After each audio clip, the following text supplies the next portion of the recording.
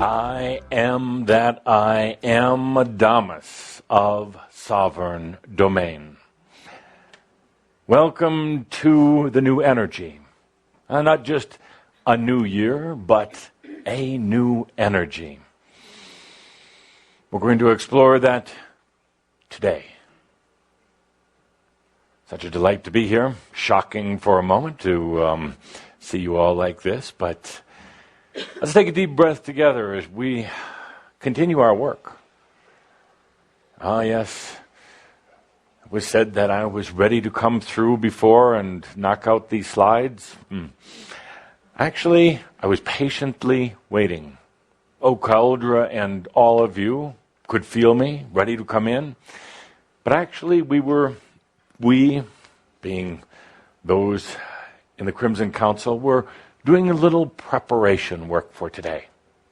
Helping to balance and adjust the energies. Helping to get you in your bodies. Many of you came here a bit floaty today, a bit out there. Oh, the energies are very, very intense right now, and it causes you to kind of go out of your body. Causes you actually to go into your mind a lot. But we spent this time with your slides helping to adjust some of the energy balances here. Helping to get ready for some of the work we're going to do today. Everybody ready? Indeed, this is the classroom of the new energy. So, let's take a deep breath together, but we're going to move to the next song. It wasn't a mistake, actually, in the arrangement here. I wanted to save this next song for our time together.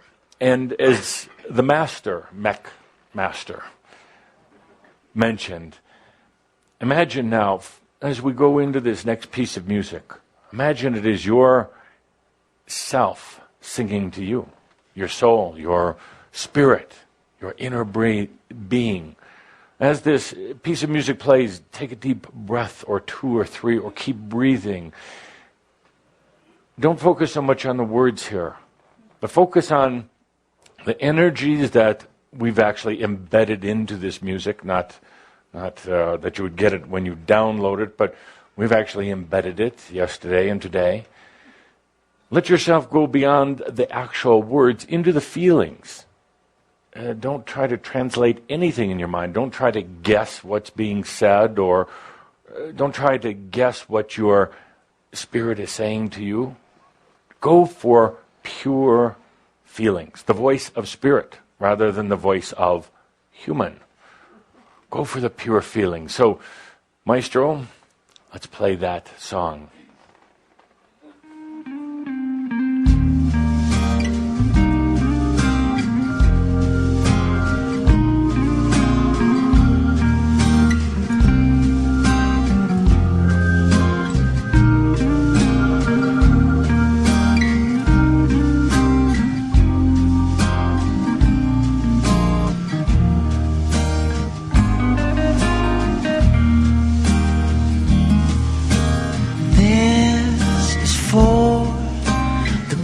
Holding hands, and this is for the ones with broken hearts. What I'm trying to explain is in our lives there'll come a day when we find those feelings lost in the dark. It's the falling, the flying, the losing, the trying. It's that crazy little thing that we call love.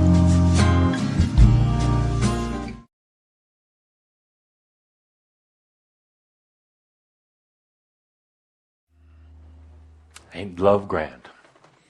Particularly when into the love from yourself to you, between you and yourself, love is grand. So what did you get from that, Tom? I don't know. You told me not to listen. This is a wise man. Because if he had told me I've got this incredible sensation of connection, I would have said, wrong. Wise man. wrong. You didn't get anything, because that would be the tendency of your humanness, to try to put something around it, to try to make something of it, to define it in a very mental way. And where we're going together, you are going to discover yourself outside of your mind. Outside of your mind. No, it's not that there's anything wrong with the mind, but it's limiting. It's limiting. The mind doesn't understand true love. Oh, your mind tries to understand it and has written about it or tried to figure it out, but the mind is not programmed, is not capable of understanding something as simple as love. Mind can't. The mind, as I've said over and over, is a beautiful tool, but it is only a tool.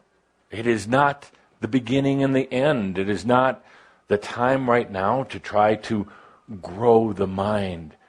And it is a time to open up the spirit, working in conjunction with the mind and the body and your past and your present and your future all together. You're going to discover yourself outside of your mind. And it's an amazing thing. A bit frightening because the mind loves to have order, make everything neat, make sense out of things, because when you believe that if there is sense, that you're safe. But good Lord, not. There is no safety in sense, mental sense. None at all. Haven't you found that out by now? It's only confusion, chaos, running in circles, chasing the rabbit down the hole, and frustration. So that's where we are. What a joy to be on the Chambre stage with all of you, with Linda, with Andra and Ann, and all of those tuning in, because we really are delving into some new things. I'll get into that in just a moment, but back to music. I love music, good music. This was okay music. I love good music. I wish one of you would assist Caldra and the staff in picking some truly classical music. I mean, some music that... I'm not talking Caldra about old music. He just interrupted me and said, "You mean that old stuff you used to compose and listen to?" No, I'm talking about music that has harmony and resonance. But anyway, music, no matter how good or how bad, actually has a beautiful way of being able to integrate into it a very feeling energy that can take somebody beyond the mind. Those of you here who are musicians understand this basic principle. Don't play music anymore, and not in the conventional sense of the notes and the scales and trying to make it into a 3-minute composition so it goes well on the radio. Music flows, as you are discovering. Music is such a beautiful way to carry consciousness and feelings. Art. Once been said that the world will be saved by art. I would include music in that. It's actually probably more appropriate today than it ever has been. The world will be saved by art and music and creativity. Because these are the things that allow the real energies and consciousness to come forth. These are what allows this expansion into a new energy. So if you're involved in art. There are some of the paintings by the old masters and even some of the new masters, and particularly some of the up-and-coming ones who haven't been discovered yet, who understand absolutely how to integrate energy, feelings, senses into a painting, so that while the eyes look at the surface of the painting and it's these colors and in certain forms, there are underlying energies that are potent, very, very potent. If you look at some of the works of the old masters in particular, there were some who really understood how to infuse true messages into paintings, not just what you saw in the lines of the art, but true messages in those paintings, and these messages endure today.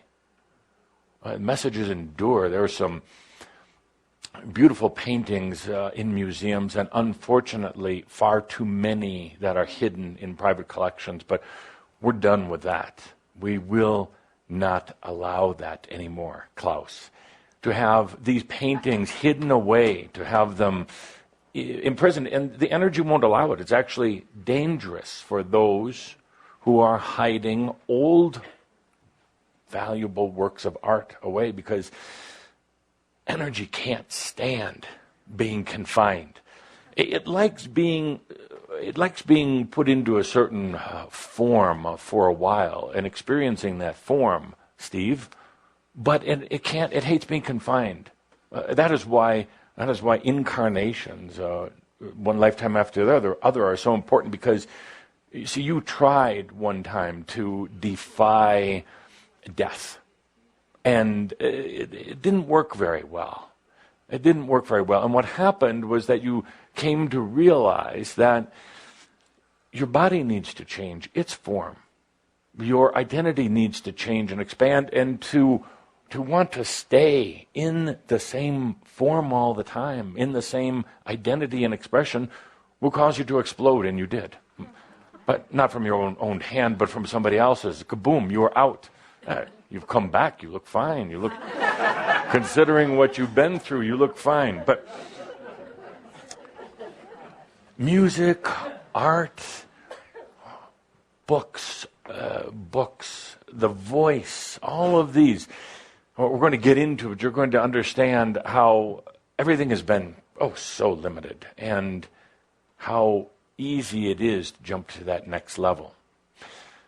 There are paintings out there that, in music and creations that have infused so much true energy. And you're going to learn how to do that. Whatever it is you want to do, whether it's singing, whether it's dancing, whether it's writing or speaking, or whatever you want to do.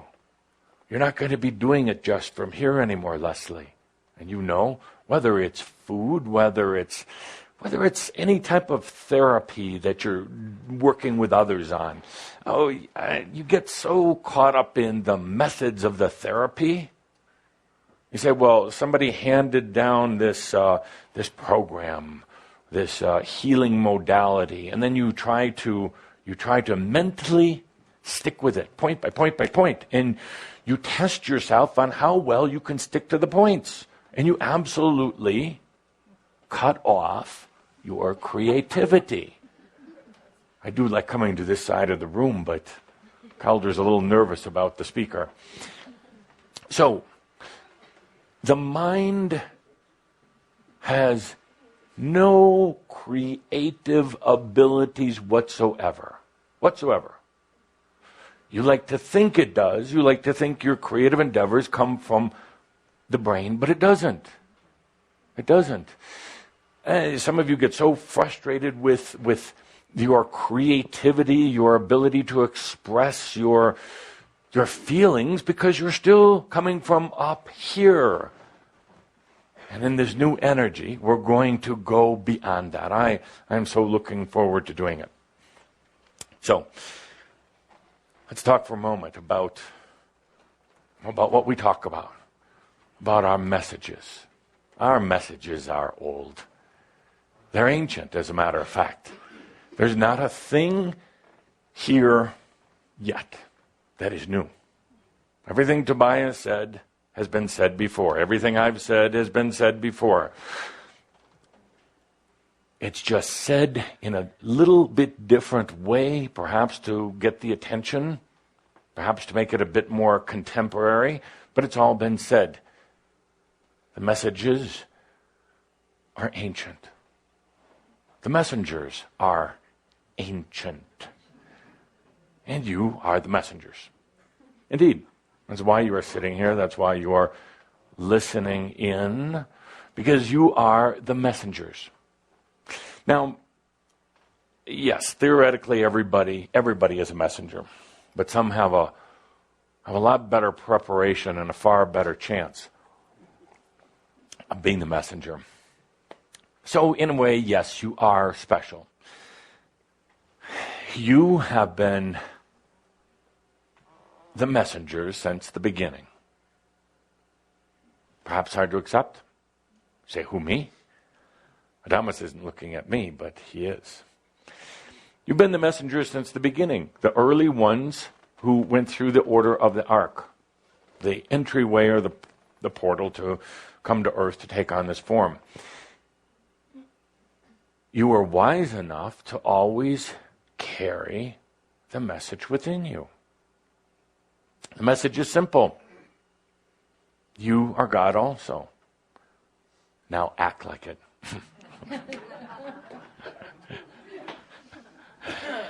Now the message can be said in many different ways. It can get very esoteric and very philosophical. Philosophy, it's another thing just from the mind. It lacks, it is so boring. Have you ever had philosophy that was joyful? I haven't. I haven't studied a bit of it that was. Philosophy is mental, boring. It allows the mind to chase itself around and around and around and around, and then when it gets tired, it comes out with a new philosophy.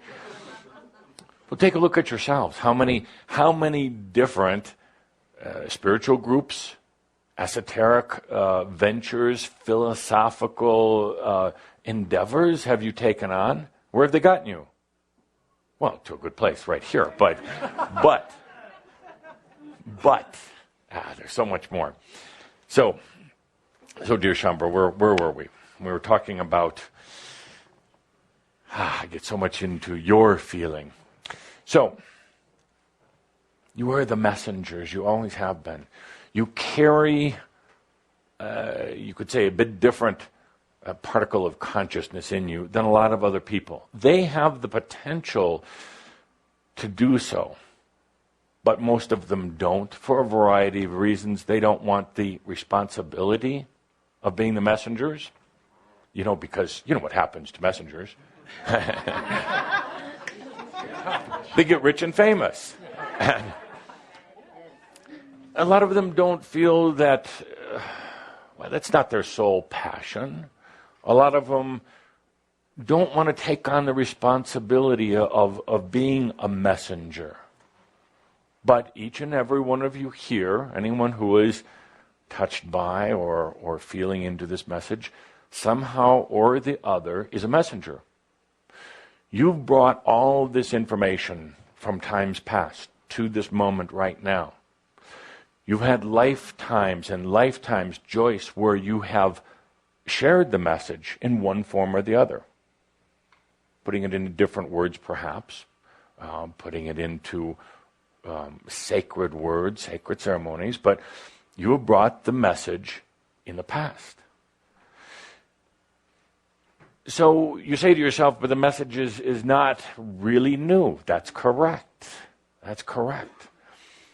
Because humans and, you haven't gotten it yet. You want to, and that's not a criticism at all. You want to experience what it's like getting it. You also want to, as a messenger,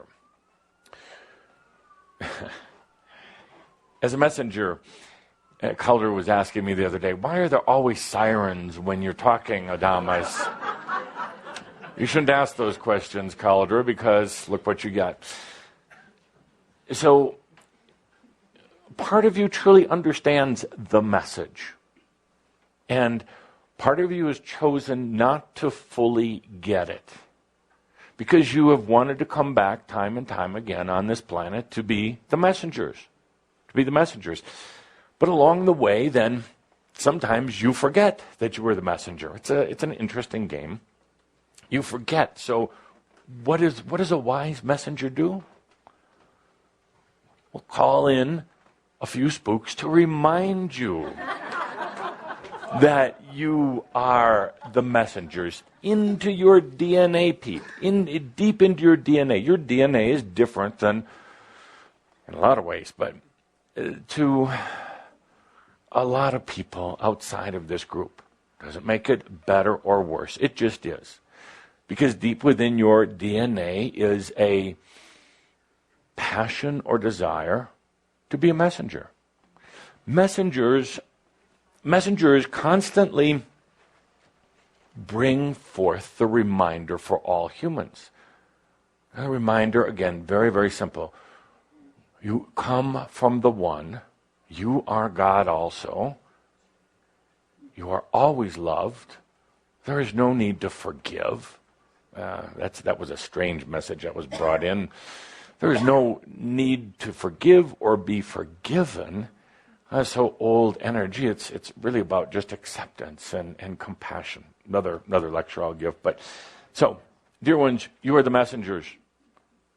You come from ancient times, all of you, one way or the other, to bring forth this message to earth. Here's the dilemma. Here's why I bring this up. You're a bit confused right now. What is the message right now? Do we rehash the same message that we've given over and over since the times of Lemuria and Atlantis? Message was the same. It was presented different, spoken a bit different. You say,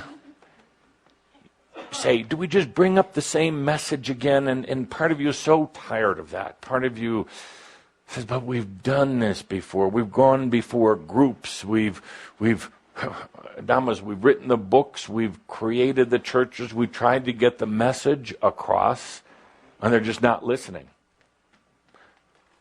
That's partly right. Some of them aren't listening, but a lot of them are. And a lot of them need to hear it from you, Mary.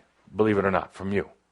They need to hear it in your own words, with your own way. And that's why I'm talking about the voice. I'm talking about the expression, because they do need to hear it. Now, here's the difference. Dramatic pause while we take a drink.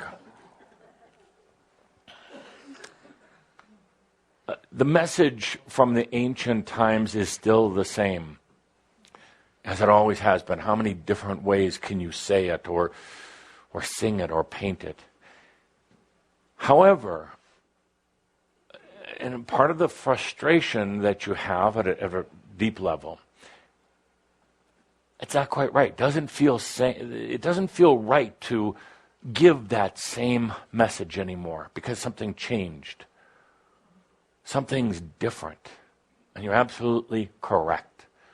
Therefore, for a lot of you, the reluctance to come forth with what you have to share. I'm not talking a big philosophical or religious message. The world's had enough of that. I'm talking about, hard to describe, a message from your heart, a message of the I am, a message of love of self. Put quite simply, love of self. So part of you is saying, but how? It doesn't feel right to be a messenger anymore. I'm not sure what I'm supposed to be doing. Mentally, here's what you do. Mentally, you say, but I need to lose weight. I need to quit smoking. I need to study more. I need to, whatever it is. You have all these excuses. That is a mental process. What's really happening is a heart process. You know there's something different. And, it's quite simple, it's new energy. Because the message changes with new energy. It's not the same message anymore. Not the same message anymore. You need to hear something different from within yourself. Other people need to hear something different from you now. And this is what we're going to be talking about today and over the next few gatherings that we have. So take a deep breath and take a moment to feel within yourself, for you are the messengers. You are.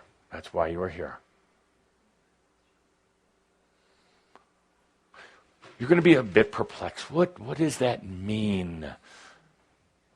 What am I supposed to be doing? If I was a messenger, how come I haven't had a brilliant message to share with everyone? That's coming. Take a deep breath. One of the reasons why I've asked you in recent shouts to get your voice back, your true voice, is because you're going to need it. And it's not just your voice, it's your expression. Whether it is through art or music or writing or speaking, any creative endeavor that you have, you're going to need it. You're going to want it. And that's why I've been saying, bring back that voice. And it seems like a contradiction, perhaps. One moment I'm saying, bring back that voice. Speak from deep within, not from that little voice, not from the mind voice, but from deep within. Bring that voice back. But the next minute I say, don't use words when you talk to me. Is it a contradiction? Absolutely not, Edith. Absolutely not a contradiction. Let me explain. As you go without words in communicating with any of us, as you don't define it in English or German or Romanian, as you go beyond the need for words, this is where you are going to discover yourself outside of your mind. It's going to put you in touch with such a beautiful, true part of you. It defies explanation. You're going to learn how to really communicate with every part of you again. In doing so, you're going to come back to your true voice of your spirit. When you do that, when you come back to your true inner voice, not the sound voice, but the inner voice, it changes your physical voice. It changes the way that energies come up and through. You see, right now, when you speak, I say generally all from about here.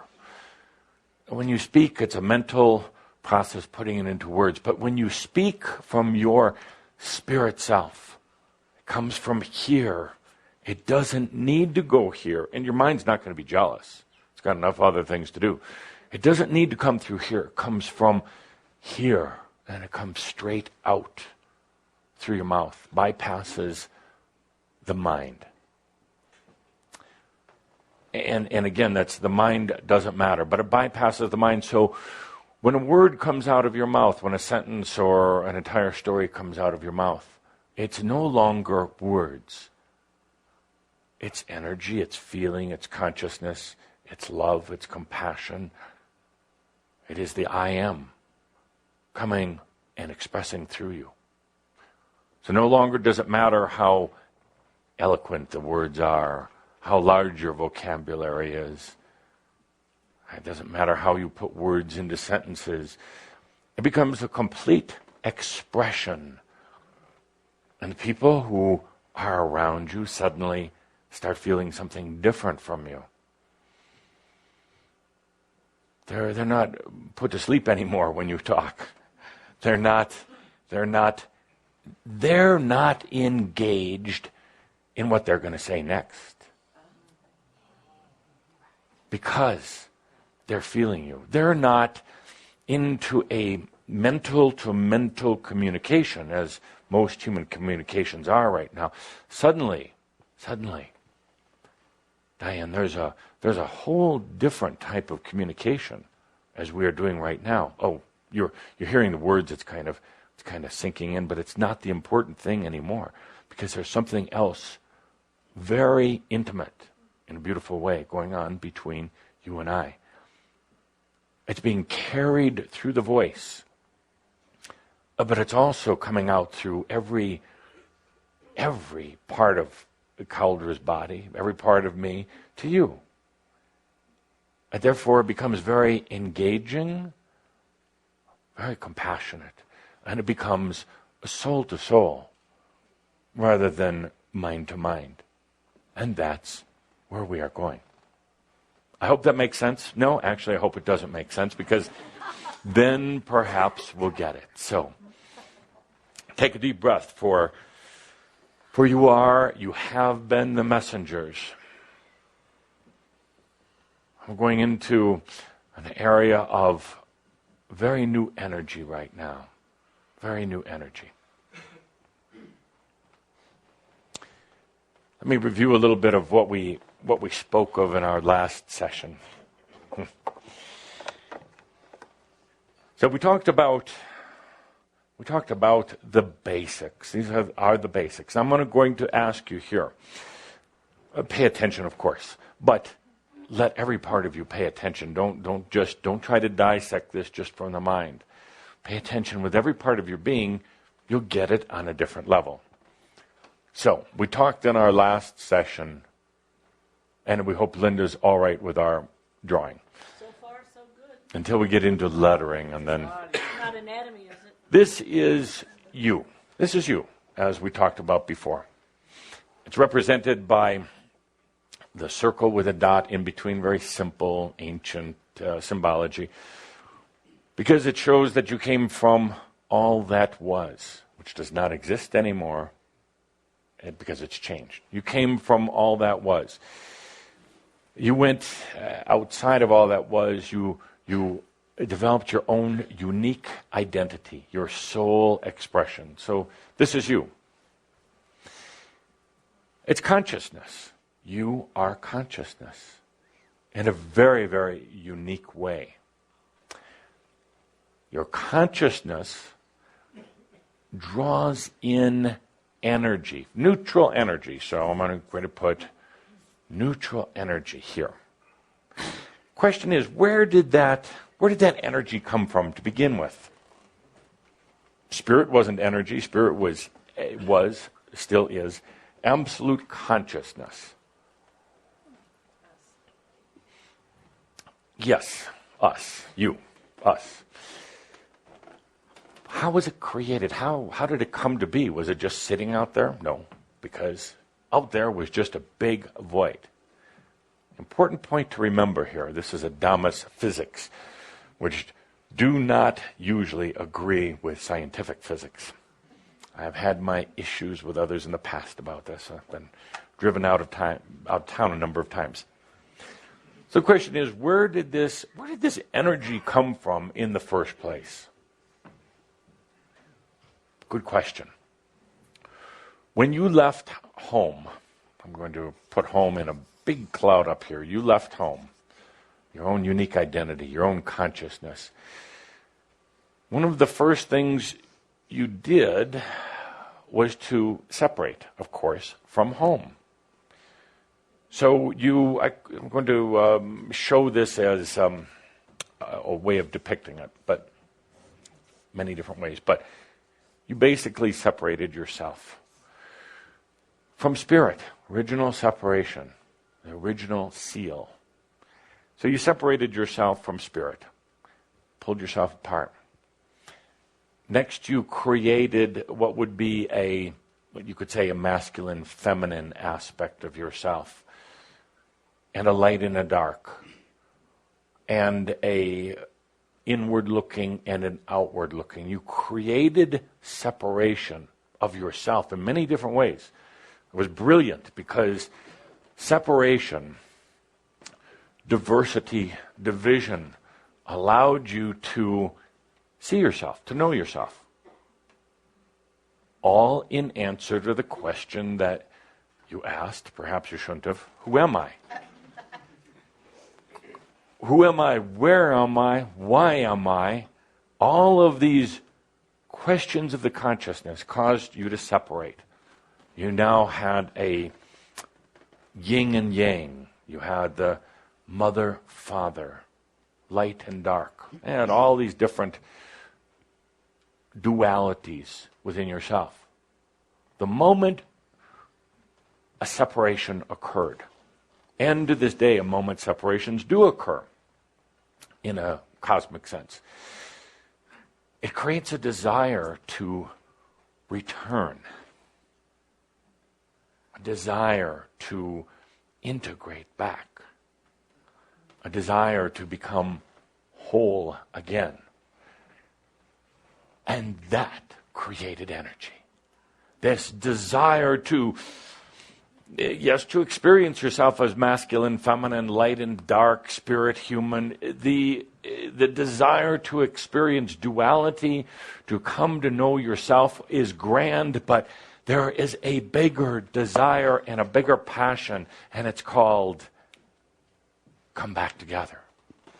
Be one again. Infuse or meld back who I am. Because you can't stay. I get a little bit passionate about this. Because, truth be known, there's not many humans on earth who would listen to this or would even understand it. Seems simple to you? Seems pretty simple. I've talked to other groups, other individuals. They don't get it. And that's fine, because that's where they are at the moment. They don't get it. So this is exciting.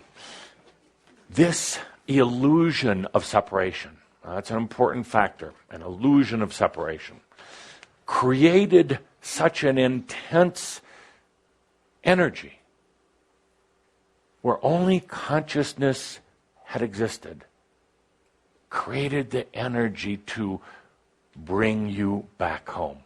That's how brilliant you are.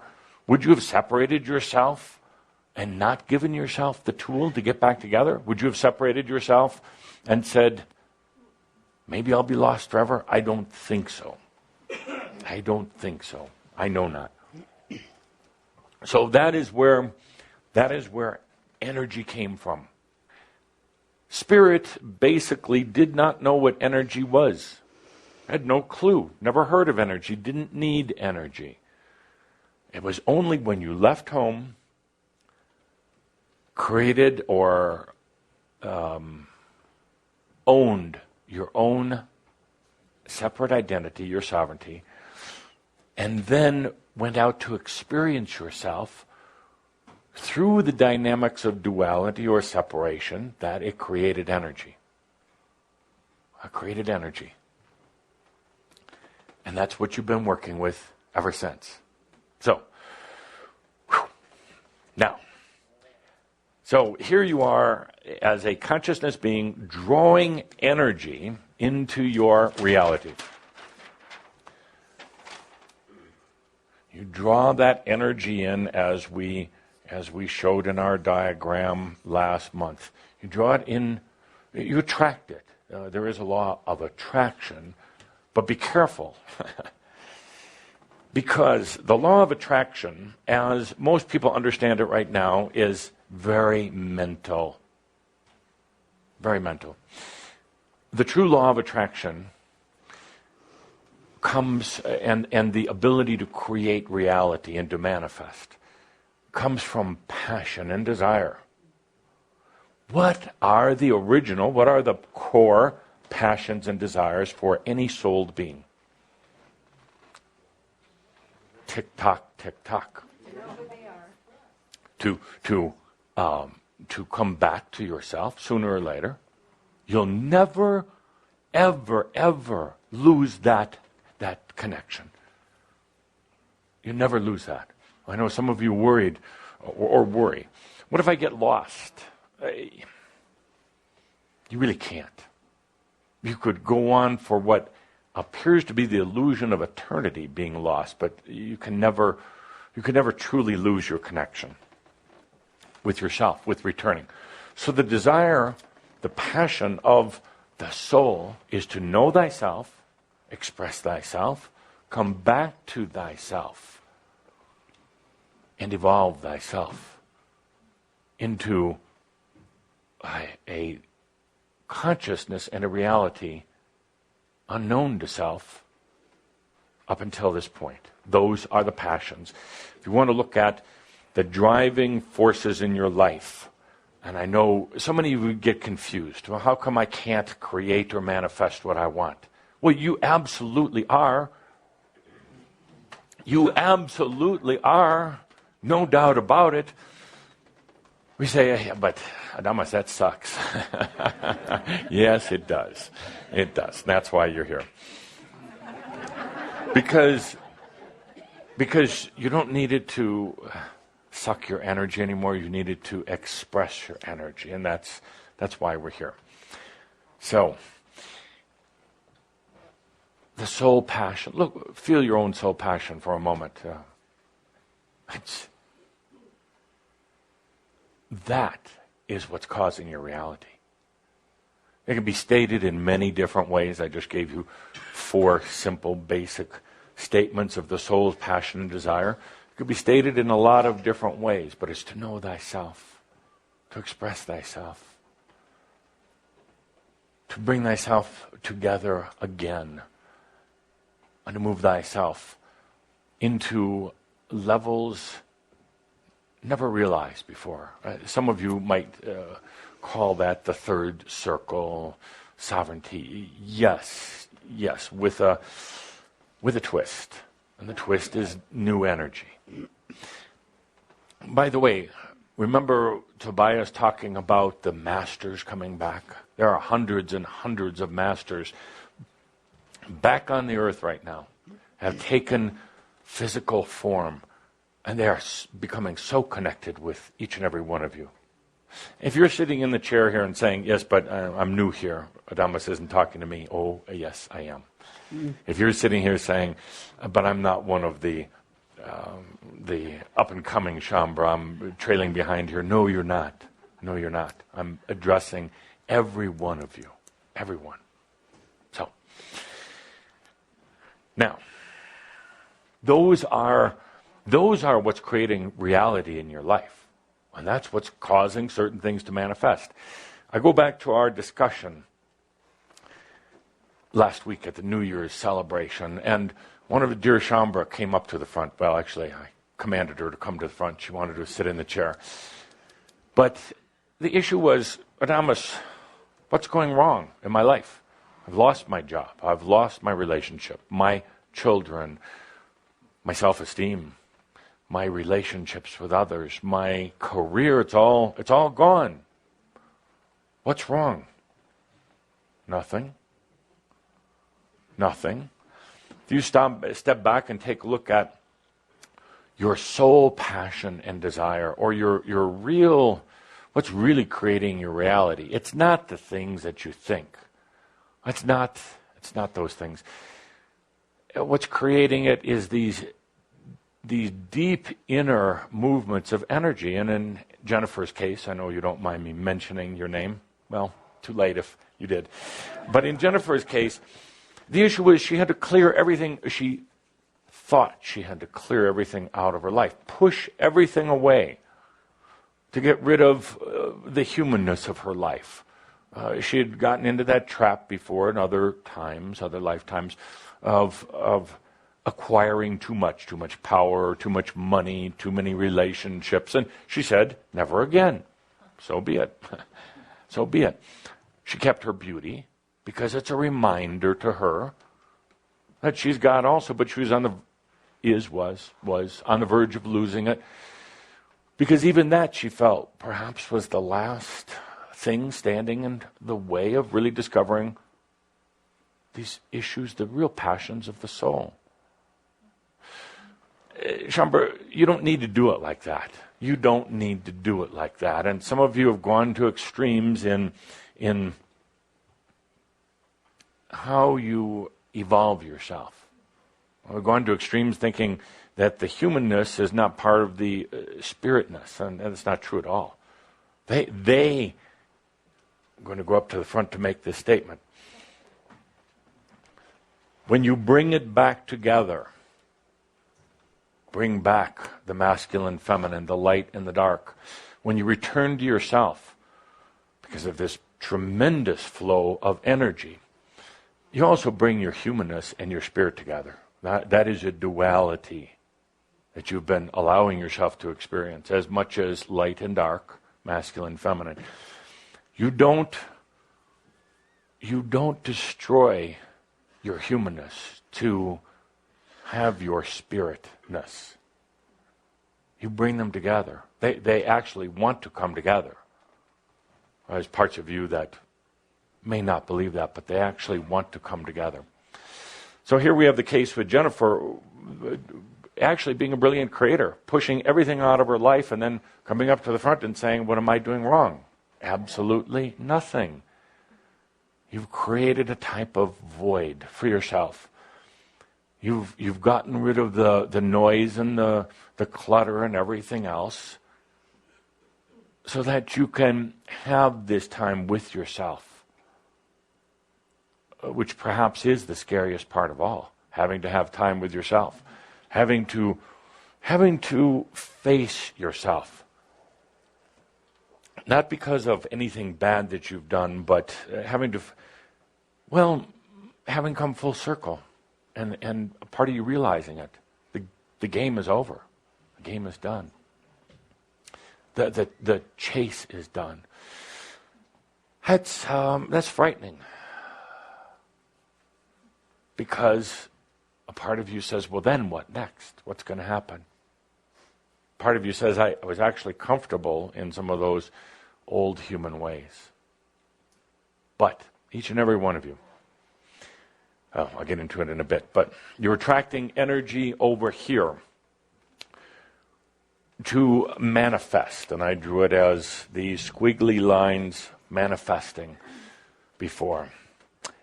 Here we have your physical reality. I'm going to call this Earth. Oh. Also your physical reality here. And you're trying to manifest, and you're struggling with it right now. There's a lot of things, as we talked about in our last session, that interfere in this stage here. First of all, sometimes your creations, your manifestations, never make it to this reality, to right here. Never make it to Earth. They're somewhere out here. And what we're going to focus on is how to get them here, if that's what you truly choose. There's a lot of confusion out there about how do you make it happen, about what causes creation, what's causing your reality, Roger? Emotion, yes. I'm glad you didn't say my thoughts. Now, if we get into a very long discussion, but some of you say yes, but don't thoughts create reality? Not very well. Not very well. You've gotten, some of you, so afraid of your thoughts, so afraid to think things because you're afraid that it's... Let's think for a moment. Let's think about cancer. You don't want to. No, because you might manifest it. If you were that powerful, why didn't you just think of $1 million and manifest that? Do you only manifest negative things? No. Thoughts generally, they're not very, the mind is a very, the Calder's word, the mind is a very cheesy way of creating reality. Doesn't do it very well. You've all taken these courses in mind control. Come on. You've taken courses in affirmation, focused energies. They're all mental. All mental. And maybe some who strongly disagree, but that strongly disagreeing is mental also. Strongly disagreeing with me is generally not a winning proposition. So you've taken these courses in thought. You've read a lot about things like the laws of attraction. Yes, the laws of attraction are real when you're real. But so often those who are using these principles are into the thoughts. Thoughts, there is no creativity in the mind. None at all. Creativity doesn't come from the mind. The mind was never programmed, constructed, or designed by you to be creative. So it doesn't come from the mind. So there's a lot of discussion. Well, what then creates reality? Well, as I mentioned before, the driving forces are desire, passion, joy, and simplicity. Thank you. These things create. They actually are creating your reality, but you're just not aware of it. These are true motivators, or the true dynamics behind creation of your reality. I'm going to ask, perhaps we could open the door in the back. It's getting a little bit stuffy in here, and you're all going to pass out in just a minute. So let's get a bit of fresh air. So, the false motivators, the false dynamics, where a lot of people get where you get confused. The ones that aren't working right now are force. Put false. See, just over here. False. Force? Force. False. False. And the first one is force. So you have these false motivators that, again, come from the mind, not from the true heart. And they are force, they are power,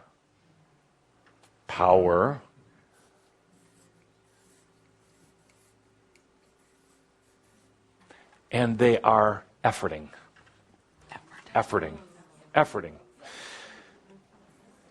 Every one of you can recognize this because you have spent time, or perhaps still doing this, using force to create reality, using power to maintain your identity, to create reality, efforting. That is such a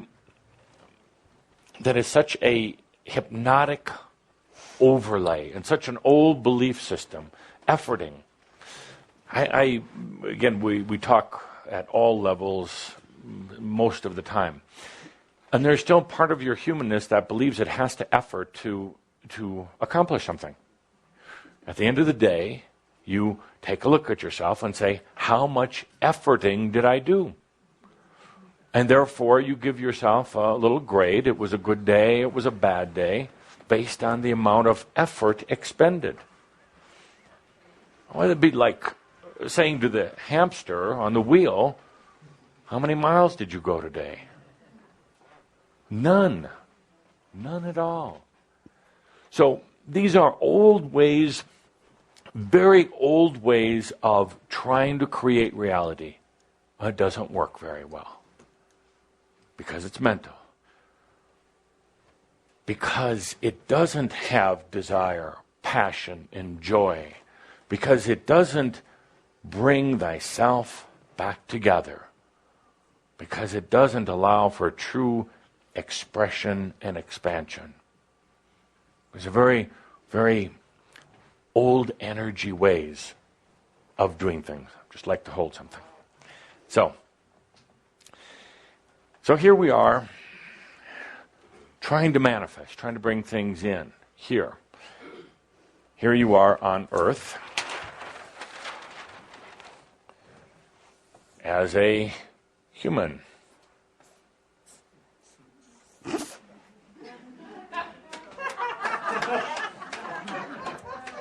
Trying to bring energies in to your reality to cause, to create, to manifest what you choose. It's not working very well because you have focused up here.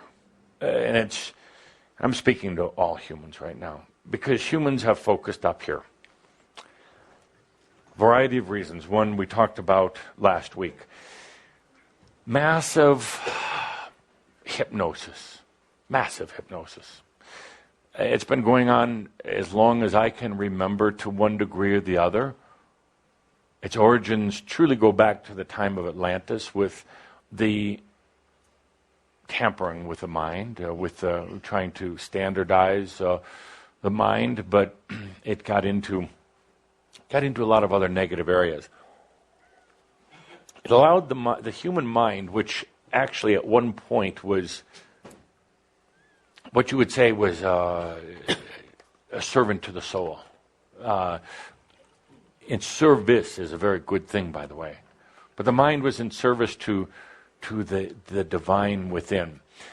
With this tampering with the mind, it basically separated mind and divine. Before there actually wasn't really a separation. But it caused the separation, and it caused the ability to ignore the divine, even though it's right there. To see yourself as human only, although your divine is right here. But it created, this work on Atlantis backfired, and it created the illusion of the mind versus the spirit. It actually created this weird, strange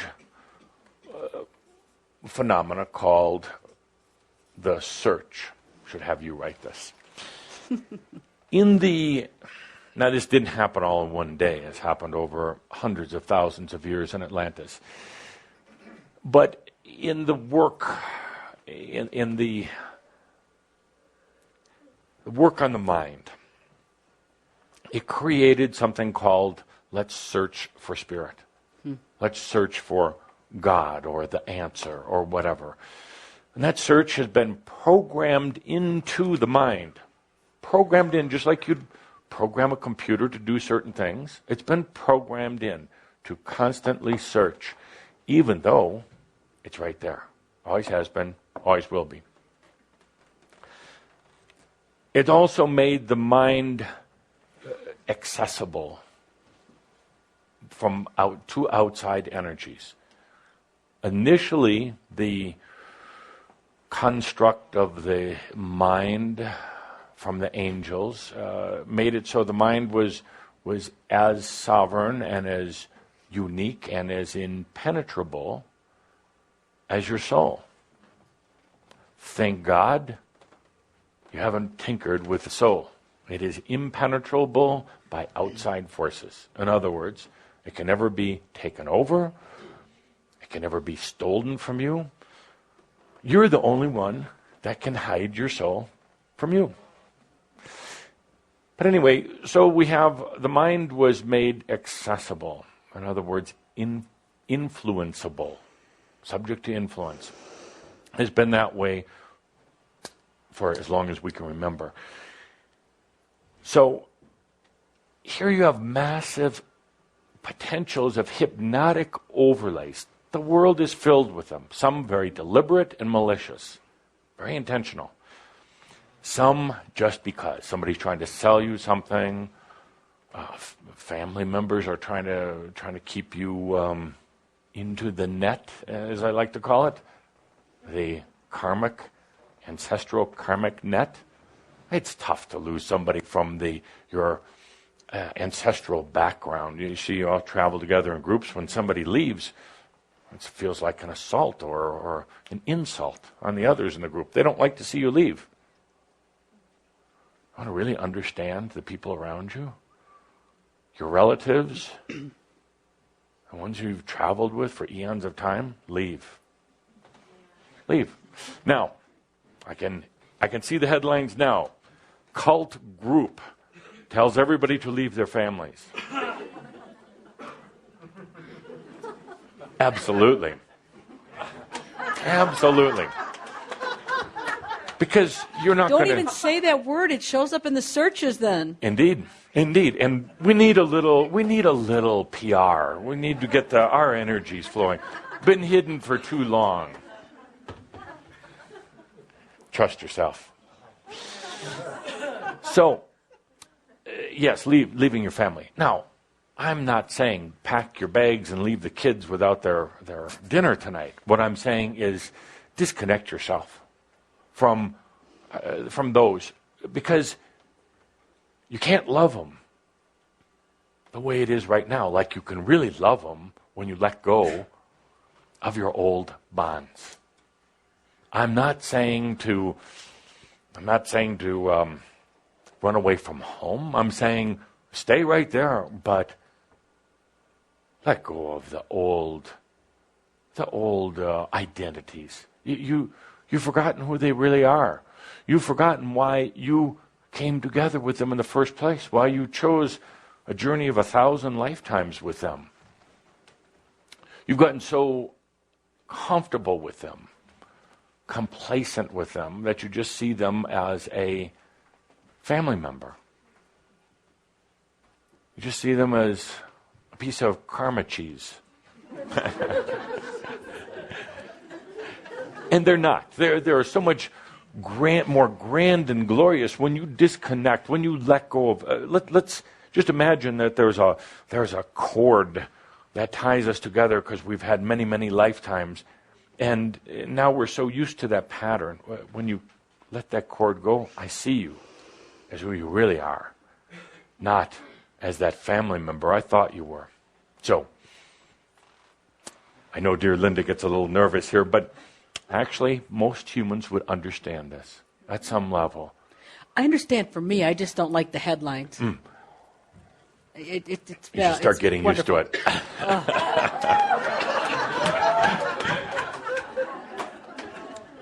So, dear Shambra, so let's get back to, we got off on a sidetrack here. So the hypnotic influences, we talked about this recently at our New Year's gathering. Massive hypnotic influences all over the world right now, and they're affecting you. They're still part of the reason why you accept certain realities. The interesting thing is, in a moment, you can let go of that by making a simple choice.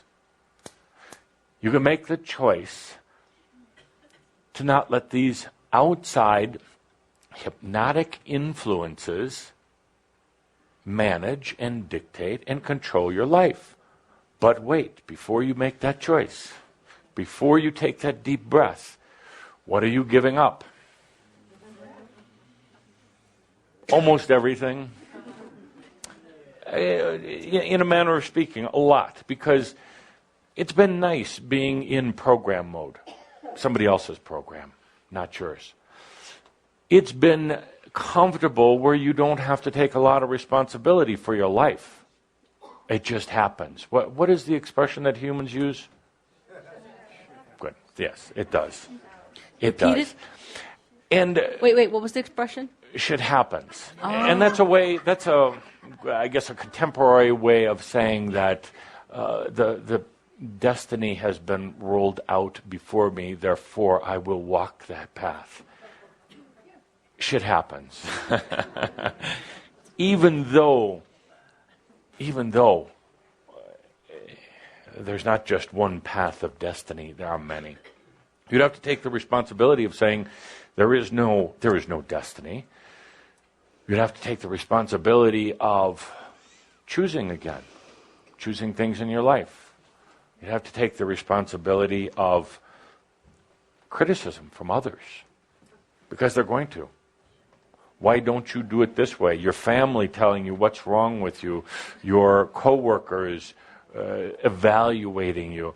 And, sometimes it's easier to stay in the box and just go along with it. So I would challenge a lot of you, not all, but a lot, that you've gotten lazy.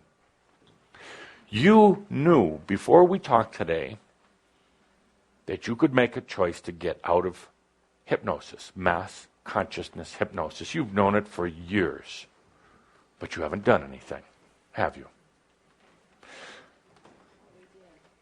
Because, first of all, you thought about it too much. You evaluated it. You tried to dissect it. And then you fell flat on your face. You tried to say, well, what is hypnosis? How much is affecting me? If I let go, what will happen? What will replace it? You see, you've just gone mental. You've forgotten about this. So you don't do it. And here you are, here I am again, a messenger reminding messengers. And you don't have to endure it anymore. You can make a choice today, before you walk out that door, before you turn off your computers, that you're not going to accept it. And you know what? Because it will generally come from a place of alignment with your soul's desire and passion, joy and simplicity, it will therefore be. You rebalance yourself. You readjust your consciousness. Therefore, you draw in totally different supporting energies to create your reality. And you're no longer subject to hypnosis. You're free. Being free can be a little frightening. Ask anybody who's been in prison for 25 years or more. It can be frightening. So, dear Shambra, you are creating your reality. Tell me, Kathleen, what do you want? What do you want? Microphone? Microphone, ma'am? Oh, sorry. Sleep at the wheel. Kathleen, what do you want? To joyfully express myself. Could you turn on her mic? It's on. Wait, they're turning it up. Okay, they're ready. To joyfully express myself. Joyfully express yourself. Okay, great. Lex, what do you want? Oh, sorry.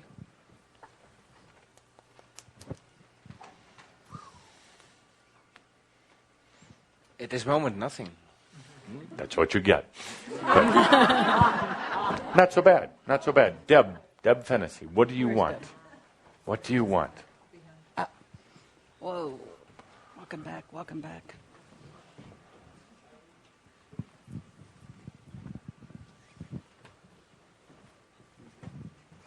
Clarity. Okay. So we'll write these down for our viewing audience. We want clarity. We want nothing. We want joyful expression.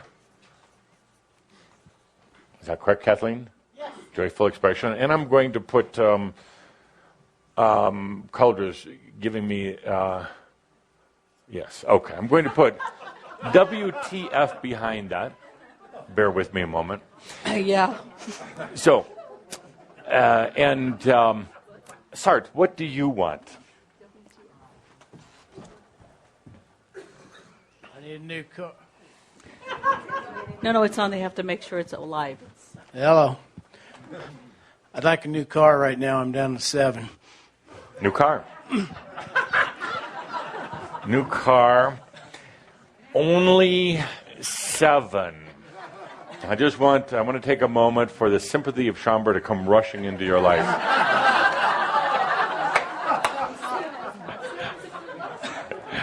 So, okay, that's enough for now. So, my contention is that Kathleen, no, you really don't want joyful expression. And my contention is, Lex, that you don't really want nothing. And my contention is, Deb, that you actually don't want clarity. You don't. And Sart, you do want a new car.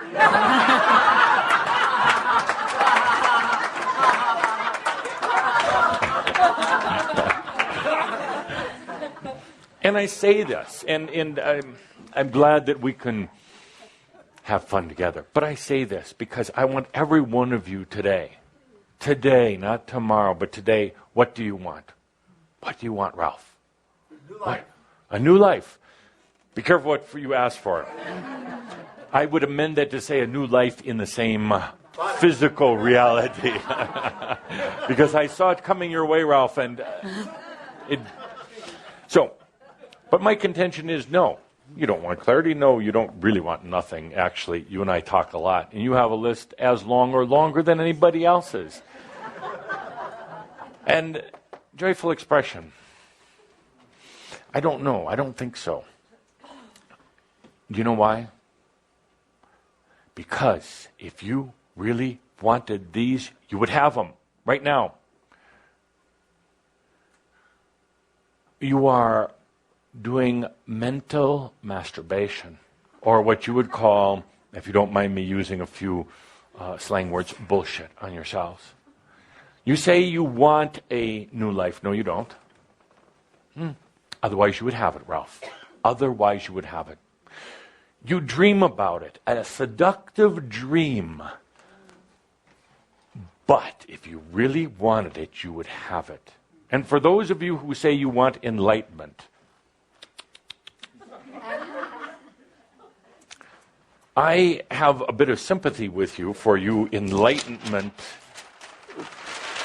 searchers, because you're so vulnerable to the programming, the searching. And how long have you been searching for enlightenment, and how long has it been right in front of you? But you're searching. So no, you really don't want it. You like to dream about it. You like to seduce yourself. You like to be seduced. You're playing a game, Deb. And all the rest of you. We had a talk. We had a very good talk, and it's been an interesting week since for both of us. And you have gotten angry with me on many occasions recently. But it's waking something up within you, Deb, and it's making you say, I am that I am. And not just from the head, not just rote, but it's making you take a look at the games that humans play. You have to take a look at your own first. And as a result of this, dear Deb, the games, you're going to be a brilliant counselor, teacher, lecturer, the games that people play. And you're going to understand the sting of being addressed on the games. Everybody plays them. Everybody plays them. You're not the only one. You are one that's trying to get out. Where does the merry-go-round stop? Where do the games stop? And I give you credit for standing up. Part of you saying, no more. Part of you saying, but it was a lot of fun. A lot of fun. If you really wanted it, and I'm talking about your health. We're talking about those of you right now that are fading off into the next realm. And you say, but I must be different because I really want to live. No, you don't. Otherwise, you would be doing it. Harsh statement, strong statement, and a very true statement. Because you are creators. And if you really wanted it, it would be happening. And for you to blame anybody else, anything else, from the water that you drink, to the air that you breathe, to the thoughts that are toxic on your being, for you to blame anyone else is a lie, is false. If you really wanted it, Bonnie, you would have it. You would. And all of you, you would have it. So don't tell me anymore when we have our long, long talks that you want something. Tell me how you're going to manifest it. Tell me how you're going to make it real. Tell me how it fits into the desire and the passion and the joy and the simplicity. I'm going to support you. We're all going to support you, and it will happen. It will happen. I bring all of this up, and how are we doing on time? It's only 4:20. You can talk for another 40 minutes before anybody starts screaming. I don't know if we'll need that long. But I say all of this to you because there is an interesting phenomena happening right now. Could I have my balls, please? Both of them? Just one for right now. Hand them to you? I asked Linda to... You're asking me to hand you balls? I asked Linda yesterday to run to town to get a prop. for our discussion today without giving her or Calder the benefit of the doubt of what we were going to do with my balls. It's a red ball. So there's an interesting phenomena right now that's happening, and bringing all of our discussion to a point here. There's this element of new energy ready to come in. Well, actually, it's here right now. New energy is here. It's waiting. It's real. It's not just a concept. It has been a concept for eons of time. It was prophesized one way or the other. Called it the second coming. It's been talked about. You've come in other lifetimes thinking that it was almost here, anticipating, getting ready, talking about new era, new times. It's here, right now, represented in my ball. Take another one. Now, pass the ball around, please. Throw it around if you would. Have a little fun with it. This is not a typical classroom. We're going to get a little bit rowdy here. I have a lot of new energy balls. Yes, you do. Now pass it around. Get familiar with it.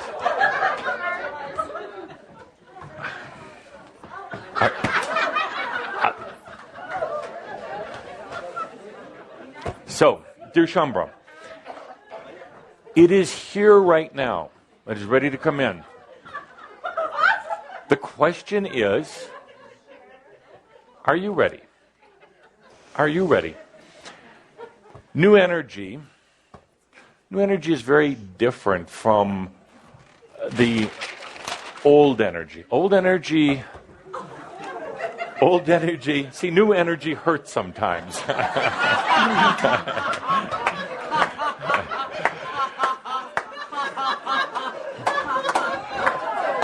It looks very innocent, but it does hurt. When it collides with old energy beliefs, it can hurt. Old energy was created out of its desire, the soul's desire, to one day return back to itself. New energy is the result of returning back to self.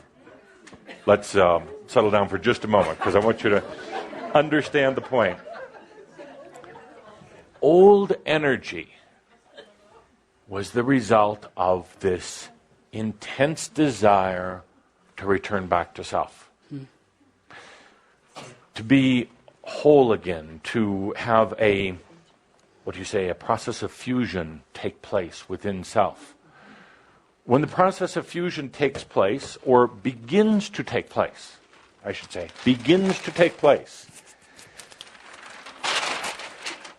you no longer have the need for the masculine, feminine, for the light, dark. You don't meld these two back together and come up with something that looks like this or whatever. You no longer have a separate masculine, feminine, a separate light, dark, a separate human spirit. You don't bring back the god and the goddess and then walk around with that duality. They disappear. They evaporate. The illusion absolutely goes away. You'll stop talking about bringing back the goddess energy. So 70s. You'll stop talking about bringing light to the world. So social worker. You'll stop talking about this going to meet your higher self, because there is not a higher self. There's only you. Only you. You won't need to have this dualistic discussion, philosophical debates, religions. Oh, religions will cease to exist when you realize that there there is no separation. There is no salvation. There is no redemption. There is only awareness. So when these two come together and they no longer are 2 or 4 or 10, when there's no longer the need for light and dark, masculine, feminine, good, bad, that creates new energy. That creates new energy. It is different, obviously, than old energy. Old energy was the result of desire to return back to thyself. It was the rocket fuel that you were going to use to come back to you. When that process even begins occurring at the most minuscule level, it creates new energy. Where did you think new energy came from? God? God has no clue. Truly, God is old energy. And no lightning bolts Oh, there's came a headline down. for you. God has to be. God, by its nature, let's stop referring to God as him or her, but God, by thy nature, is old energy. You, because you are old energy, therefore God is old energy. Spirit gave you this sovereignty. Spirit created its own separation. And what do you think is happening to Spirit right now? The fusion, the melding back into you. Spirit comes home to you. You don't go home to Spirit. Spirit doesn't exist anymore in the way you knew, in the way that was. Whew, let's take a deep breath together. I don't think this other group that I was thinking about I don't think they would have understood all of this. I think they would be running back to the mountaintop for more meditation. You want to experience it. So, Spirit is old energy because you were conceived in old energy, therefore Spirit is. But when you know thyself, whole and complete, Spirit is no longer old energy either. It's Spirit, and you will always remember from where you came. Always remember the journey that brought you here. It's never forgotten. It's never erased. You remember with great joy every difficult, every wonderful moment of every life you have ever lived. And you'll wonder why you didn't let yourself remember along the way. Why you created separation. You're going to say, because I've heard it before, why didn't I give myself just one little morsel of remembrance? Because then it would have made the whole journey that much easier. Well, you actually have given yourself that morsel. Maybe not a big enough morsel. New energy is created when you return to thyself, no longer separate, no longer in pieces, when you come back together. And it creates this thing called new energy. You'll still have old energy influences because for a while, it's still going to be a big part of your life because it's in the world around you. It's in the aspects who haven't integrated yet. It's in some of the illusion and the beliefs of separation. It's still there. But you're going to have, you're going to have this thing called new energy into your life. It's here right now. I represent it as a red ball, crimson circle. I represent it as something that you can hold and feel and touch for a moment. It's really not like this. Please don't start saying to everybody they have to have a red ball. I'm just using it to make a point here. New energy is so different than old because it's not vibrational. Vibrational was the resistance of two parts, created reality. The two parts, again, masculine, feminine, good, bad, all the rest of that duality. Vibrational. That created old energy. New energy is expansional. Every which way at the same time. Through time and space. New energy is not restricted, can't be restricted to the elements of time and space. It can be used in the context of time and space. In other words, now. It can be used, but trying not to get too esoteric here, but it can't be confined. Don't try to confine the new energy that's in you, that's in your life. You're going to want to observe it. It's very, very different. It's going to seem odd and foreign. Remember Tobias's brilliant discussion about the four elements, the four marbles. Remember he talked about a light, a dark, and a neutral or white, representing duality. This new one came in, a clear, crystal clear marble element came in. What happens? The light and the dark, who have always hated each other, and always been fighting and switching places, all of a sudden teamed up together. They tried to run that clear marble out of reality. They joined odd bedfellows for a short while. They joined forces. There's going to be times it feels like that for you because part of you, right there, is not going to understand it. It's going to feel it's totally different and foreign, and there's going to be times where you confuse it with hypnosis.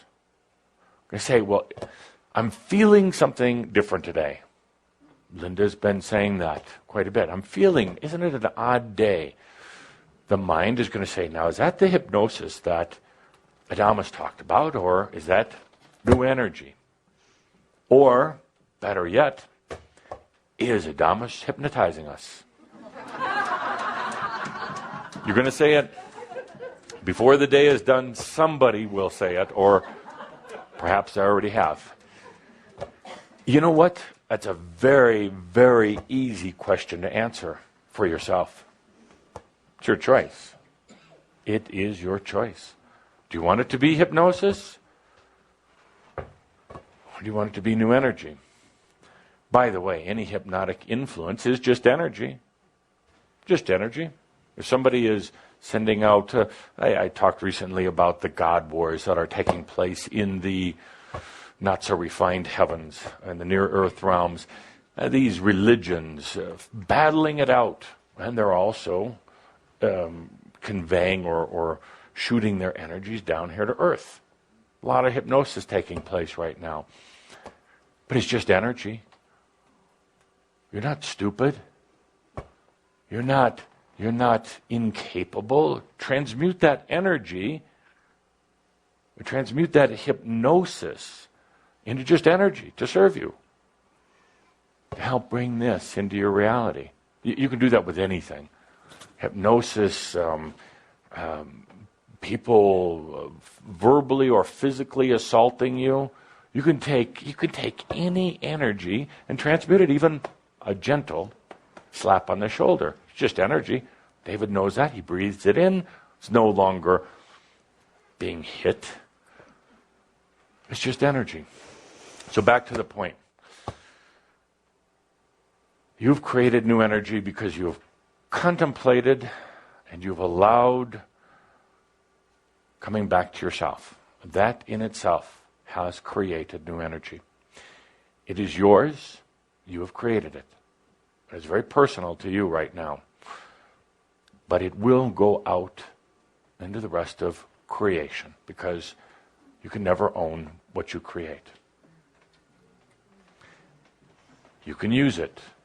You can love it. You can have grand passion for your creations, but never own your creations.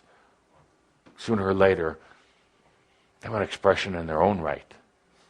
Sooner or later, the energy has to flow. And the most beautiful thing from the original creator, from Spirit, was giving you absolute divine will. I don't like the word free will, divine will. Go out and discover yourself. So, this new energy comes into your life. Wrap it up here. New energy is coming into your life. It looks different, it feels different, it smells different. It's you, though. It's you. That's the important thing. It's not coming from God. It's not coming from me. It's not coming from David the McMaster. It's yours. Observe it. Play with it. Get out of your mind. That's why I've been so emphatic in my discussions lately about feeling, about soul, passion. Get out of the mind, because the mind is not going to understand it. That's why I've asked you to stop using words, because that is from the mind. And your relationship, your understanding of your new energy is not going to come from here. It's going to come from here. And it's going to be simple. There's going to be a tendency, because of programming and history, to want to dissect it and analyze it and describe it. Please do not. There's going to be a tendency to, some of you are going to get on the message board tonight and say, I've discovered new energy and here's what it's like. No. You don't want to try to describe it. You want to experience it.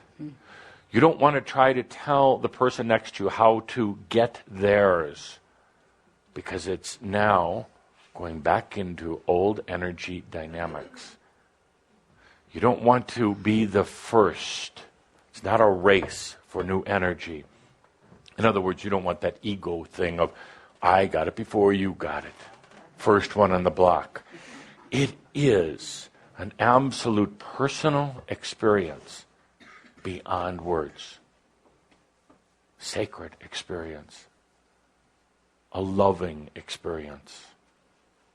What you would call a sexual experience. And I'm not talking from your reproductive organs. I'm talking about pure sexual experience. It's truly from the heart. When masculine and feminine fall back in love with each other and allow themselves to not have to maintain their identity, their separate identity. That's love. Okay. You may hold the ball. Oh, baby. So, dear Sean Brown, an integral element of new energy in your life.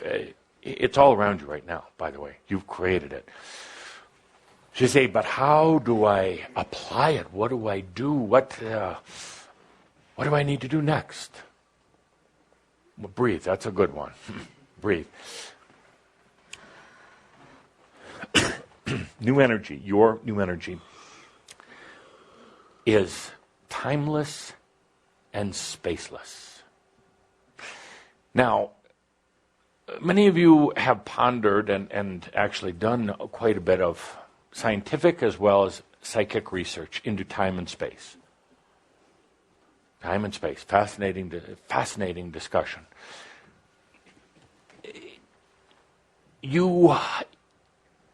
But it's wrong, because you're looking at time and space rather linear. You say, I should be, dear Tobias, dear Adamus, dear any of us. You say, isn't everything occurring all at the same time? No, not really. And you say, but shouldn't I be able to travel back in time? Shouldn't I be able to go back and affect myself in the past? That's mental and it's linear. Therefore, it's not going to work.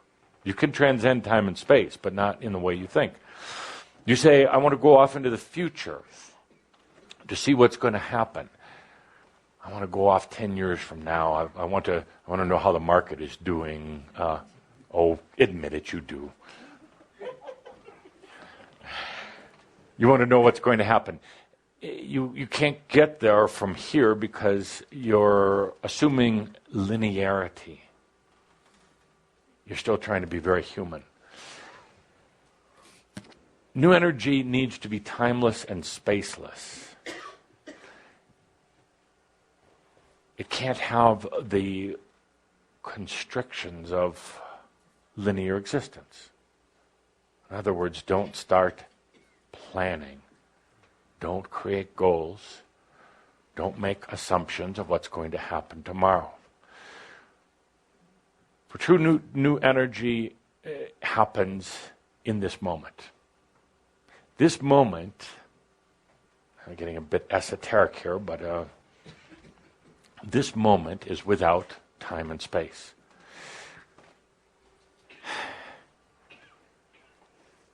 This moment, any moment in your life, doesn't need time and space. Doesn't mean you're going to now experience everything that your soul is going to experience all at the same moment. It means that, in the great words of Tobias, it doesn't matter. It doesn't matter. In this moment, it doesn't matter what happened yesterday or what's going to happen tomorrow. It doesn't matter anymore. So much of the human journey has been created out of this driving need for linearity. In other words, what's going to happen tomorrow? What I do today is going to determine tomorrow. Out the door. You want to experience yourself. You want to experience your deepest self. That really never was separated. It's in this moment. You're waiting for what? 2012. Not Chambra. You're waiting until you finish that project, until you move to a different city, until a master comes and talks to you, until you lose some weight, until this or that, and wait and wait and wait and wait. That will push off new energy, because new energy will wait also. The waiting game, or I also call it the destiny game. I have to wait to see what's going to happen to me. I have to wait until I get this done. No more. No more. It's right now. I don't care how crazy you think you are, how many bad things that you've done, how many bad habits, how many failures. You know how many failures I had before I became a master? Just one. Just one. That's a true statement, because ultimately nothing is really a failure. My failure was, it took so damn long to figure my way out of my prison, my crystal. And the answer was there the whole time. But like some of you, I was playing that game. I was playing the game of, how do I get out, rather than just doing it. But back on track. Now is the moment, right now, beyond time and space. Beyond any waiting, not right now, to absolutely have that connection with yourself, bring new energy in, to go into the feelings and out of the mind. Don't wait another moment. It's right now. It's here. We're going to continue our discussions about work with new energy, but I'm going to, in our next session, but I'm going to state a couple things here. For the sake of our discussions, which can tend to get very mental, I'm going to ask your permission for Iadamas, some of those in the Crimson Council, and some of the masters who have come back to Earth, to work with us in an underlying energy, on an underlying flow of consciousness to allow us to use both words and deal with some very dynamic consciousness or feelings. In other words, there's going to be things happening that are not said. There's going to be energies coming in that aren't just coming through Kaladra's voice. We're going to bring in an entire river of consciousness to help you understand, to help everybody understand as we get into some of these what could be very mental concepts, to help to support and facilitate you in not going mental, not getting brainy about all this. So we're going to ask your permission to do that, or at least make you aware of that it is happening. I do promise you that we will never use hypnotic techniques, and never have. That's why sometimes, as we told a group recently, the message sometimes feels different. The message sometimes has you a little frustrated because you're used to getting a lot of sugar with your messages. Hypnotic messages contain a lot of interesting, seductive energies, and that's what keeps you placed in front of that television for hours and hours. And you wonder, why am I sitting here? That's what invites you back into games. That's what keeps you at times connected to family and ones who used to be your mates, you're now divorced, and you say, but they're still in my life. Well, there's a hypnotic energy going on. We won't use that, and sometimes you wished we did. But there's no need to use that.